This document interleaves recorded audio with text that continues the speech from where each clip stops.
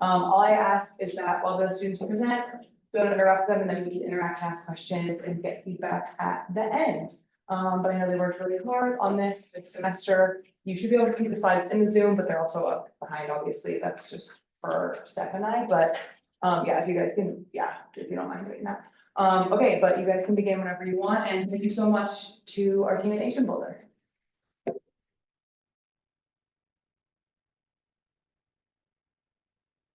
Whenever you want that. Hello, everybody. Today we'll be presenting on the impact of technology on political participation.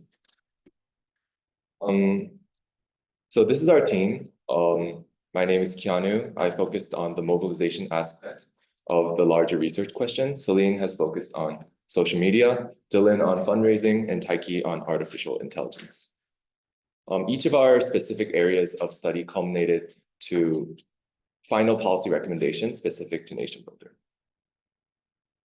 So to start with the research question, given the broader question of how technology facilitates political participation, we have specified what we mean by technology to include social media and AI.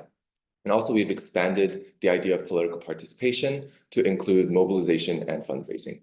At the end of the day, we will be applying all of our research to find out what kinds of policies would be best tailored as recommendations for NationBuilder's specific platform. My part of the research will focus on a more general and fundamental approach to the problem, trying to identify the major driving forces of mobilization that can be applied to our proposals. So before I started identifying the driving forces, I thought we needed to know what the problem is in the status quo, what's actually holding people back from proper mobilization. And the answer to that, according to literature by Rotman, was the idea of slacktivism.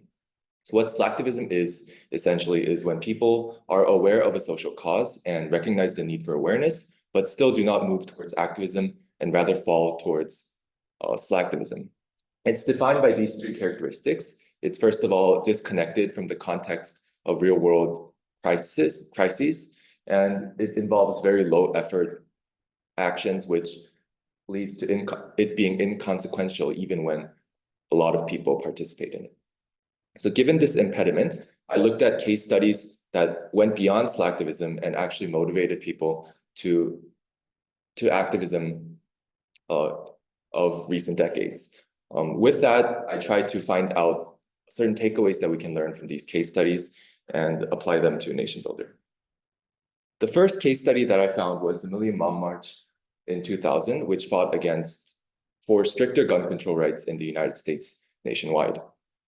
According to literature by Wallach and others in 2003, the reason why this march was able to be mobilized so well was because, along with its political strategies of lateral communications and depoliticized unity, it was done at the right time, preceding several focusing events of mass shootings. Looking at this timeline, we can see that there has been several well-publicized mass shooting events leading up to the Million Mom March.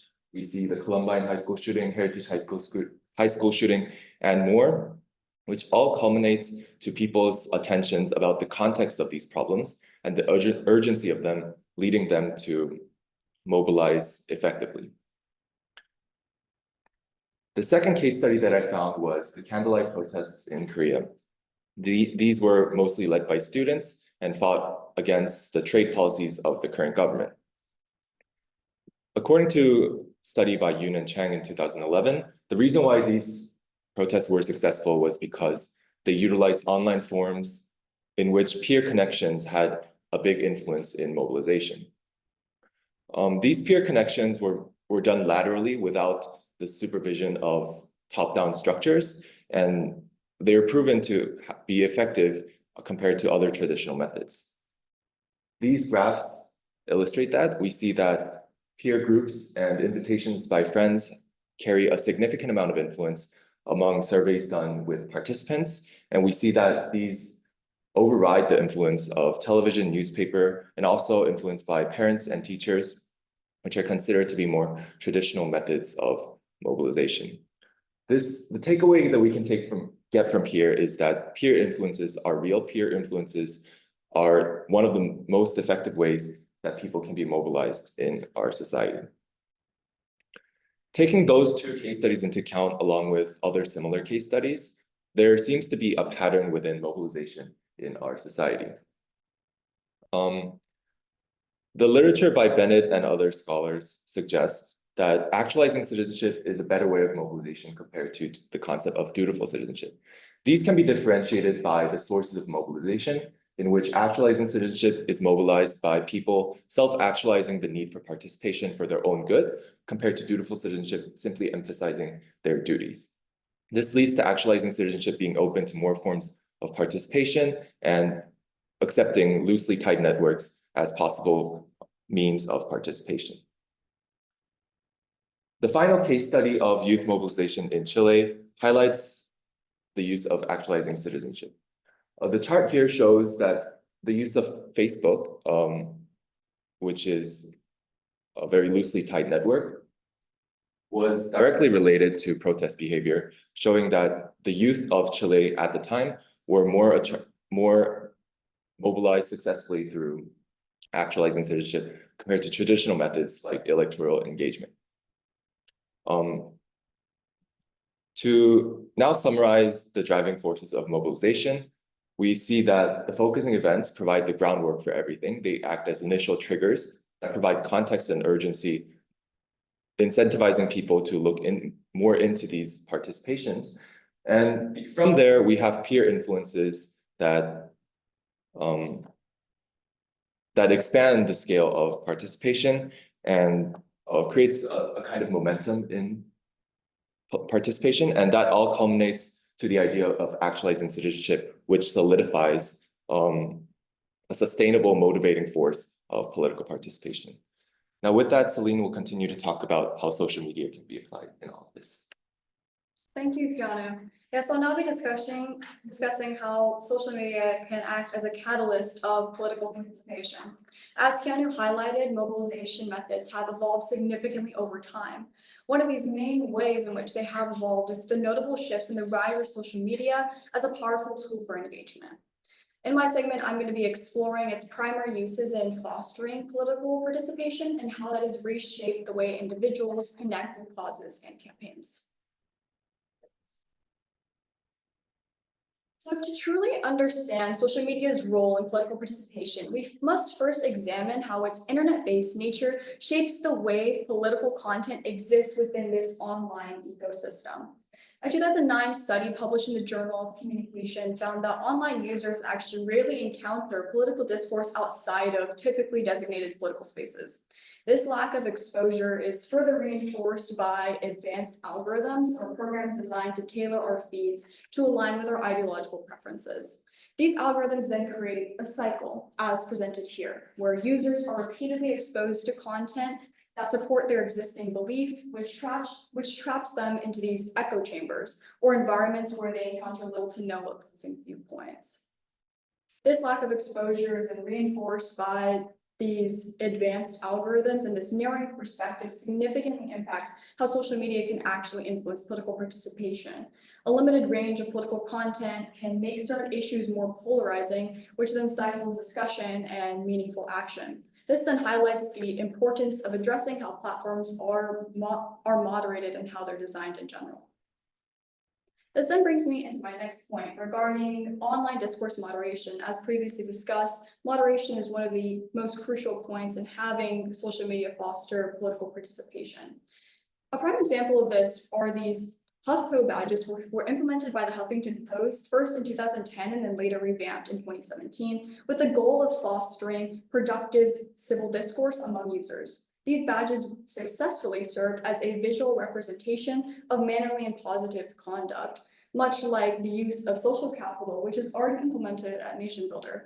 If moderation does become necessary due to user actions or interactions on NationBuilder, badges like these HuffPo ones could potentially complement the system that already exists in marking the accumulation of a specific amount of social credits, reinforcing accountability and overall community standards. Now, diving into how specific types of social media platforms can impact political participation. First, looking at Twitter, or now known as X, and its impact on the Arab Spring.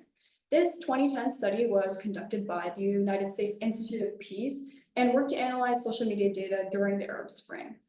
And one essential discovery from this was actually related to the attention distribution, as it showcased Twitter's ability to gather political support from national and international audiences, as 88% of the clicks on protest-related or political content came from outside of the affected region. Next, moving into another prominent platform on social media being Facebook and looking at its impact on voting. There was a study done here on this right here, which is the I voted button that Facebook implemented in 2010. And this study was conducted by the University of California, San Diego, and included over 61 million Facebook users during the 2010 United States midterm elections. It provided really crucial insight into social media's ability to influence voter turnout, which is, of course, a prominent form of political participation. Users who had received the social message through the I voted button were actually found to be 2 times more likely than those who received simple informational messages or nothing at all. And although this 2% may seem negligible at first, it actually translates to an increase of 340,000 votes in these midterm elections. This study effectively highlights how the imperative role that social media platforms can play with trusted personal networks and motivating civic action. Now, after looking at those 2 prime case studies, it is crucial to then explore how campaign reach shapes political participation when looking to determine what platform is best suited for certain types of participation. A primary focus here is by looking at the campaign target audience, or who the campaign is looking to reach and then effectively mobilize. For local campaigns, as seen here, it is best if the platform used has a close reach, as the impressions or the views or interactions with these posts are highly dependent on that user's following being the people that they are locally around within that following group. On the other hand, for larger international or national campaigns, it is best that the platform utilized has a larger reach with impressions that are independent of that user's following, meaning that a post can still reach a very broad audience regardless of what their following looks like. Now, with all that in mind, we can now evaluate the effectiveness of different social media platforms for small local campaigns or large and national or international campaigns. Starting off with the first platform being X. Given that as of right now, only 10% of the users create the majority of content on this platform, meaning that most of the consumers are actually looking at this content passively. This actually makes X an excellent platform for broad visibility and rapid dissemination in large-scale campaigns, as people are able to post and reach larger audience regardless of their following. Now looking next at the platform of Instagram, this platform actually excels very much so in visual storytelling, making it well suited for local campaigns where creative content can resonate more deeply and locally with users with a smaller following, and large-scale campaigns that can have higher engagement from various age audiences. Now looking at social media, this is of course the largest platform as of right now in terms of users, but has recently been facing declining engagement. With that, it's more ideal for small-scale campaigns, particularly for connecting with older or close-knit communities. Now, looking at TikTok, one of the current rising platforms, it currently has over 1 billion users and is a very powerful tool for platforms that are targeted towards younger audiences. And it really thrives in these large-scale campaigns where its trending content and high reach can mobilize the younger generation specifically. Lastly, looking at LinkedIn, although a non-traditional social media, its professional focus really makes it great for engaging certain audiences, including millennials and Gen X. It's great for building that credibility and also awareness for smaller campaigns within one's own personal network within their connections. So now I'm going to be passing it on to Dylan to discuss more about political fundraising. Thank you, Celine. I will talk about political fundraising. First of all, the historical overview.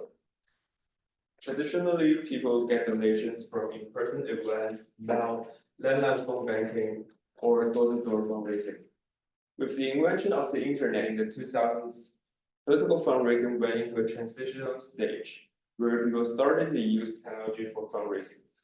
Now, digital fundraising includes using online platforms, social media, email, and text message. While people still use some of the traditional ways, digital fundraising becomes important. Harding's presidential campaign in 2004 is a milestone of the transitional stage, so I did a case study for it. His campaign is known for the first one using the internet for grassroots fundraising. While presidential campaigns have traditionally obtained finance by tapping wealthy political donors, these funds came largely in small donation over the internet, with the average donation under $80. So Harding didn't win the Democratic primary. He ran first in the money race in the late 2003. Here is Harding and Kamala Harris campaign website. In 2004, we can see that the UI was simple, but there were already some buttons asking for donation. And in 2024, there are even more buttons asking for donations or subscriptions. So we can see the trend that politicians are putting more efforts on technology to facilitate fundraising. So the first technology I researched on is online fundraising platforms. There are partisan platforms, Unruh for Republican, ActBlue for the Democrat. Also, non-partisan platforms like Raise the Money. These platforms allow politicians, especially those running grassroots campaigns, to attract small donations with low costs. Notably, a research from Presidential Studies Quarterly found that on fundraising platforms, in the 2018 midterm election, when Republican candidate compliment Trump and his policy, they would have a increase in their donation and suffer a substantial decline when criticizing Trump. There is no similar pattern for Democratic candidates.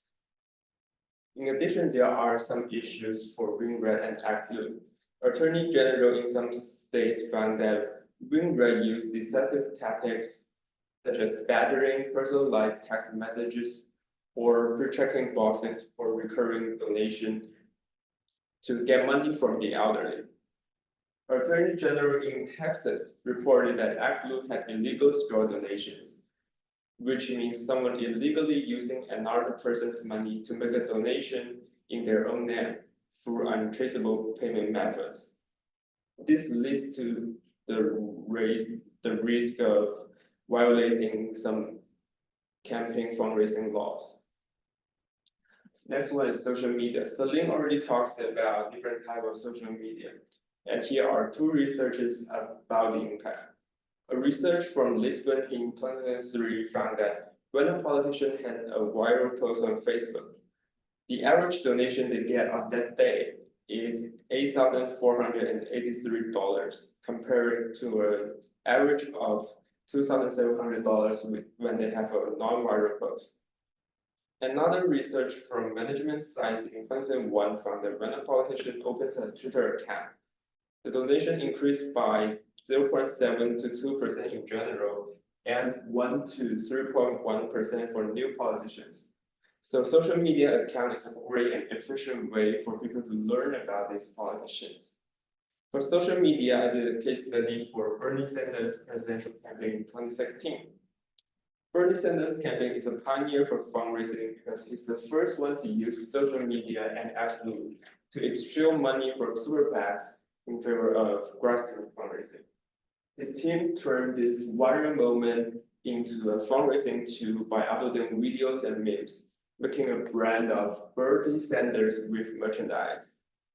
It generated $3.6 million in a few days from online donations. In addition, Bernie Sanders used social media for fundraising, while other candidates at the time used it just for sending messages. He also puts advertisement on social media like Facebook to tailor mobile users. At the end, he raised 93% of his total donation from online fundraising and built a strong donor network for his second presidential campaign in 2020. Email and text messages are also important, and they are known for the personalization in the message. A research from Journal of Experimental Political Science found that mentioning policy in text would be more effective to encourage donation. It's also important to send messages during critical moments. One example is that when Obama made a statement supporting same-sex marriage in 2012, he then sent an email explaining his standpoint. But at the end of the email, there is a line asking for donation and a link to donate. On the other hand, there are drawbacks of text and email. A research from Party Politics found that donor targeting messages are more toxic and polarizing than voter targeting messages, which could lead to the increasing effective polarization in the US. Supporters also complain the large amount of text messages are bothering them. According to researchers from the cybersecurity firm Proofpoint, in the 2024 election, the political text increased by 67% from June to October.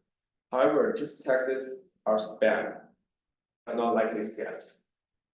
Lastly, the regulatory concerns. There are transparency issues with unregulated online donations and foreign interference. Privacy and data security is important for platforms like NationBuilder to reveal how donor information is collected, stored, and protected. For deceptive tactics like pre-checking boxes on this right image, NationBuilder needs to ban the use of such tactics to avoid legal issues and distrust from users. And I will pass on to Tyki for AI integration. Thank you, Dylan. So I'll be talking about how AI can be integrated into NationBuilder. So the first question is why AI? The reason I decided to focus on AI is because it's an emerging technology that is making technical tools and knowledge more accessible for non-technical people. And one of NationBuilder's main mission is to reduce the friction between the impulse to cause change and the tangible action. And I thought AI has great potential in helping with this mission. So two types of AI tools that I thought would be useful for NationBuilder are the knowledge-based chatbot and a predictive analytics engine.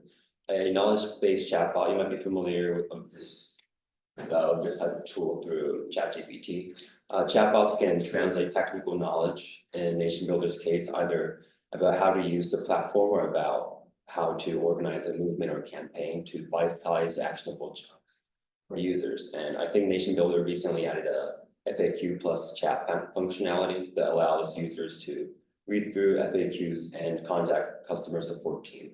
And I think this is a great start, but today I'll be talking about how the chatbot integration can build on top of this and also do things that the current feature cannot, such as personalization and planning movement strategies using industry-specific knowledge. The predictive analytics engine can identify specific groups of users based on different needs using user data and machine learning techniques. As a broad overview, I'll be talking about 4 industry applications of AI technologies. 3 will be focusing on the chatbot integration, and 1 will be on the predictive analytics integration. And after all these case studies, at the very end of our presentation, I will be making recommendations for specific integrations for NationBuilder. For the first chatbot case study, I will be talking about conversational design. Conversational design is an Italian conversational marketing agency, and they replaced web-based forms with chatbots. This made the process of filling out information feel less like an assignment and more interactive, more like a conversation. And it's also able to provide more personalization based on the user's previous answers. And this increased lead conversion rate, so the rate that visitors become paying customers by 40%. By integrating a chatbot, you can serve more customers in less time while providing for more personalization.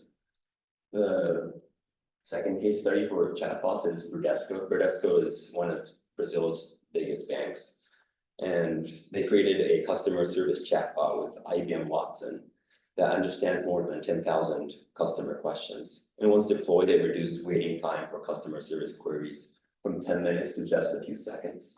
And it is trained on 62 products and answers over 200,000 questions a month with 95% accuracy. The chatbot sends questions it cannot handle to human agents, and this frees up the customer support agent's time and allows them to focus on more complicated questions. The other chatbot case study I want to focus on is Kofax. Kofax is the enterprise software solution provider It uses a knowledge-based chatbot that creates map flows for typical customer journeys. So given information about what the customer needs, the chatbot communicates to first-time users which capabilities and in what order they can use the platform. In order to do this, the chatbot must first understand the capabilities of the products and also understand user needs based on the user inputs, match the user needs to a product, and explain how to use the product. They saw an 80% success rate for user sessions, and for this 80%, the chatbot didn't need to forward the chat to a human agent. The last case I want to focus on is the predictive analytics integration of AI by LinkedIn. LinkedIn combined an account prioritization engine with an explainable AI to assist sales representatives in focusing their efforts on customers who are at risk of not renewing or at customers who are likely to start a new subscription. So what does this mean? What is an account prioritization engine and what is explainable AI? So before this tool, sales representatives relied on intuition and fragmented data signals to assess customer performance. This is where the account prioritization engine comes in. The account prioritization engine is an AI-driven tool designed to help sales representatives prioritize client accounts by predicting upsell potential and churn risk. Upsell potential is the probability that a potential customer becomes an actual paying customer, and churn risk is the risk that a current customer stops using the product and cancels the subscription. So this system leverages machine learning models that analyze data from various sources to assess account renewal likelihood and flags users that are at risk of not renewing, which helps the sales team focus their efforts on those users.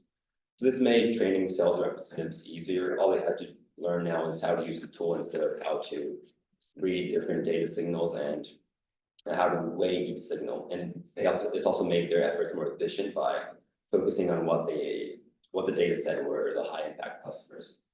In addition to this, LinkedIn uses a system called Crystal Candle to explain the reasoning behind the machine learning model's assessments. So explainable AI is sort of like a reverse chatbot. Usually when you're using a chatbot like ChatGPT, you enter a query using normal English and the AI model does something for you. And explainable AI is when an AI model calculates something for you and then a separate chat function explains the reasoning behind its decisions and findings using regular English. So instead of merely identifying and flagging users, the model is able to explain why those users were flagged. And this helps in building trust in the model's judgment and also allows sales representatives to double check the AI model's assessment. And with that, I'll pass it back to Celine to talk about how we use NationBuilder at USC. Yeah, so we actually ended up implementing NationBuilder's platform on our campus to gain more insight into the platform itself. We created a group called Civic Connect, which is marketed as a hub for political engagement on campus, where students can share political events and for everyone to be able to attend. Over the past month that we had this platform employed, we had 27 students join, 8 events marketed, and found the greatest success in students joining the platform when we sent out direct RSVP links instead of just the link to join our group. We plan to actually continue using this platform to gauge student support and activities on campus moving forward, and we were able to really utilize our findings here to inform our final recommendations.